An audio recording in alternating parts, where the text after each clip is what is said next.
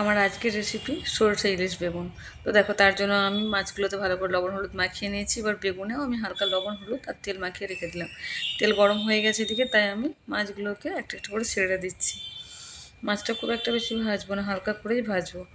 দেখো, এখানে আমি সর্ষে পোস্ত গুঁড়ো প্যাকেটের যেটা হয় সেটা নিয়েছি, একটু চিনি, একটু লবণ আর উপর থেকে একটু জল দিয়ে ভালো করে ঘেঁটে রেখে দিচ্ছি কিছুক্ষণের জন্য। এবার দেখো, মাছগুলো প্রায় আমার ভাজা হয়ে গেছে, তাই এবার আমি তুলে নেব।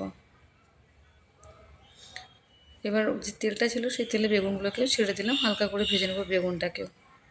বেগুন আমার ভাজা হয়ে গেল, তাই তুলে নিলাম। এবার আমি ফোড়নে দিয়ে দিচ্ছি দুটো কাঁচা লঙ্কা একটু চিড়ে নিয়েছি আর কালো জিরের ফোড়ন। হালকা ভেজে ওপর থেকে আমি ওই যে পেস্টটা রাখা ছিল আমার ভেজানো, সেটা দিয়ে দিলাম আর কাঁচা লঙ্কা দিলাম একটু।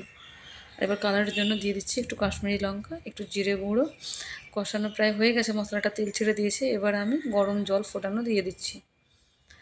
হালকা ঢাকা দিয়ে ভালো করে আমি ফুটিয়ে নেব এটাকে। ফুটে গেছে ঝোলটা, তাই ওর থেকে আমি বেগুন আর মাছ ভাজাটা দিয়ে দিলাম।